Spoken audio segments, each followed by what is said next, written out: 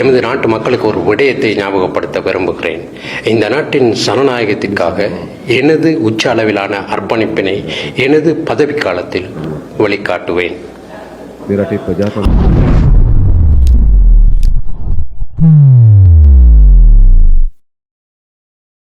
சங்கைக்குரிய மகாநாயக தேரர்களே, இணை மதகுருமார்களே, வெளிநாட்டு தூதுவர்களே, உயர் ஸ்தானிகர்களே, பிரதம நீதியரசரே, அழைப்பு விடுக்கப்பட்ட சிறப்பு அதிதிகளே, எமது நாட்டின் சனநாயகத்தின் மிக முக்கியமான பண்பு மக்களால் தம்மை ஆள்வதற்கான ஆட்சியாளரை தெரிவு செய்து கொள்வது என்பது எங்களுக்கு தெரியும். எனினும் தேர்தலின் போது வாக்குகளை அளித்தல் மற்றும் ஆட்சியாளரை தெரிவு செய்து கொள்வதால் மாத்திரம் சனநாயகம் முற்று பெற மாட்டாது. அது சனநாயகத்தின் ஒரு அடிப்படை அம்சமாக அமைந்த போதிலும் எமது நாட்டில் சனநாயகத்தை பலப்படுத்துவதற்கான கட்டமைப்புகளின் பலம் பொருந்திய தன்மை, அதே போலவே சட்டங்களின் பலம் வாய்ந்த தன்மை அவசியம் என்பதை நாங்கள் ஏற்றுக்கொள்கிறோம். எனவே நான் முதலில் எமது நாட்டு மக்களுக்கு ஒரு விடயத்தை ஞாபகப்படுத்த விரும்புகிறேன்.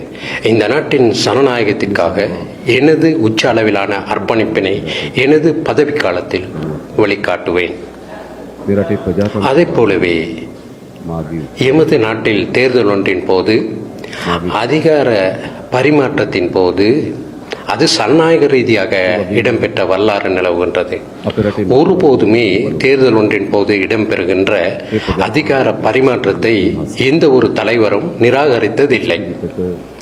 அதற்கிணங்க செயலாற்றி முன்னாள் ஜனாதிபதி கௌரவ ரணில் விக்ரமசிங்கே அவர்கள் மக்கள் ஆணையை சுமூகமாக ஏற்றுக்கொண்டு இந்த ஜனநாயக அதிகார பரிமாற்றத்திற்கான அவருடைய அர்ப்பணிப்பையும் முன்மாதிரியான தன்மையையும் வெளிக்காட்டியமைக்காக நன்றி கூற கடமைப்பட்டுள்ளேன். அதே போலவே எங்களுக்கு கிடைப்பது சவால்கள் நிறைந்த ஒரு நாடு என்பதை நாங்கள் மிகவும் ஆழமாக விளங்கிக் கொண்டிருக்கிறோம். எமது அரசியலில் இதைவிட பரிசுத்தமாக்கப்பட வேண்டிய, மக்கள் பாரிய அளவில் எதிர்பார்க்கின்ற சாதகமான அரசியல் கலாச்சாரம் ஒன்றின் தேவை நிலவுகிறது. நாங்கள் அதற்காக அர்ப்பணிப்பு செய்ய தயார். எமது நாட்டின் அரசியல்வாதி மற்றும் அரசியல் பற்றி பிரஜைகள் மத்தியில் பாதகமான ஒரு அபிப்பிராயமே நிலவுகிறது. அது பொருத்தமற்ற ஒரு இடம் என்றே கருதுகிறோம். எனவே நாங்கள் எமது பக்கத்தில் உச்ச அளவில் மீண்டும் அரசியல் பற்றியும் அரசியல்வாதி பற்றியும் மக்களின் நன்மதிப்பினையும் நம்பிக்கையையும் ஏற்படுத்துவதற்காக எமது தரப்பில் ஆற்றக்கூடிய பணிகளை ஆற்ற தயார். அத்துடன் எங்களுக்கு கிடைக்கின்ற இந்த ஆழமான நெருக்கடியானது வெறுமனே ஓர் அரசாங்கம் அல்லது அரசியல் கட்சி அல்லது ஒரு தனிநபரால் மாத்திரம் கடந்து செல்லக்கூடிய நிலையில் இருப்பதாக நாங்கள் நம்பவில்லை.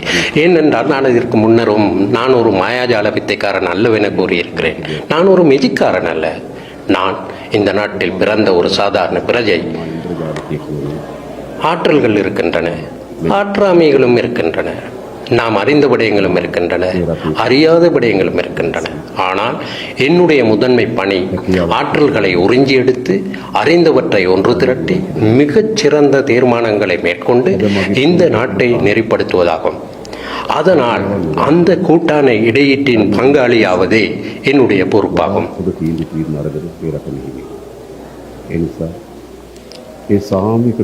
அதுபோலவே இந்த நெருக்கடியை நிறைவு செய்யும் போது அனைத்து துறைகளையும் சேர்ந்த பொது பிரஜைகளுக்கு ஒரு பாரிய பொறுப்பு இருக்கிறது.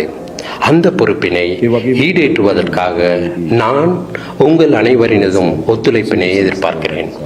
ஆனால் நாட்டின் ஜனாதிபதி என்ற வகையில் என்னிடம் ஒரு தலையாய பொறுப்பு இருப்பதாக நான் நம்புவதோடு இந்த சவாலை வென்றெடுப்பதற்காக எல்லா சந்தர்ப்பங்களிலும் செயலாற்றுவதற்காக என்னிடம் கையளிக்கப்பட்டுள்ள பொறுப்பினை நான் முறைப்படி ஈடேற்றுவேன் என்பதை இந்த சமூகத்திற்கு நிரூபித்து காட்டுவேன். அதே போலவே குறிப்பாக எங்களுக்கு தெரியும், எமது நாட்டுக்கு சர்வதேச ஒத்துழைப்பு அவசியமாகும். මේ අභියෝගයේ පියමන් කිරීම සඳහා මට පැවරී තිබෙන වැඩ කොටස எமது நாட்டுக்கு சர்வதேச ஒத்துழைப்பு அவசியமாவதைப் போலவே உலக நாடுகள் மத்தியில் எத்தகைய அதிகார பிளவுகள் இருந்தாலும் நாங்கள் உலகில் தனிமைப்படுத்தப்பட்ட ஒரு நாடாக அமைந்துவிட முடியாது. உலகத்துடன் கூட்டாக ஒருங்கிணைந்து பயணிக்க வேண்டும். அதற்கு அவசியமான தீர்மானங்களை மேற்கொள்வதில் நாங்கள் ஒருபோதுமே தயங்க மாட்டோம். அதே போலவே எமது நாட்டை கட்டியெழுப்புகையில் கைத்தொழில் அதிபர்கள், தொழில் முனைவோர் முக்கியமானவர்களாக கருதப்படுவார்கள். எனவே அவர்களை பலம் பொருந்தியவர்களாக கட்டியெழுப்ப அரசாங்கத்தின் செயற்பாடுகளுக்கு ஒத்துழைப்பு வழங்கி உதவுவார்கள் என நாங்கள் நம்புகிறோம். இறுதியாக நான் கூறி வைக்க விரும்புவது, எமது நாட்டின் ஜனநாயகத்தினால் நான் ஜனாதிபதியாக தெரிவு செய்யப்பட்டிருக்கிறேன். அவ்வாறு தெரிவு செய்து கொள்வதற்காக மக்கள் எனக்கு வாக்களித்திருக்கிறார்கள். எனக்கு அளிக்கப்படாத வாக்குகளும் இருக்கின்றன. எனவே எமது வெற்றியின் உள்ளடக்கம் மற்றும் அளவு பற்றி எமக்கு சிறந்த புரிந்துணர்வு இருக்கின்றது. எனவே எமக்கு ஒத்துழைப்பு நல்காத, எம்மை நம்பாத பிரஜைகளின் ஒத்துழைப்பினை பெற்றுக் கொள்வதும் அவர்களின் நம்பிக்கையை வென்றெடுப்பதும் எனது ஆட்சி காலத்தில் எனக்கு கையளிக்கப்பட்டுள்ள பொறுப்பாக அமைகின்றது.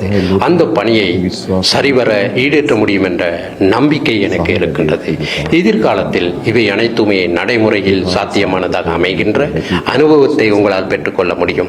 அதற்காக உங்களுடைய ஒத்துழைப்பினை பெரிதும் எதிர்பார்க்கிறேன். உங்கள் அனைவருக்கும் மும்மொழிகளின் நல்லாசியையும் கடவுளின் துணையையும் வேண்டிக் கொள்கிறேன். ඒ සඳහා සියලු ජනතාවගේ සහාය අපේක්ෂා කරමි. තෙරුවන් සරණයි. දෙවි පිහිටයි සියලු දෙනාටම. බොහොම ස්තුතියි.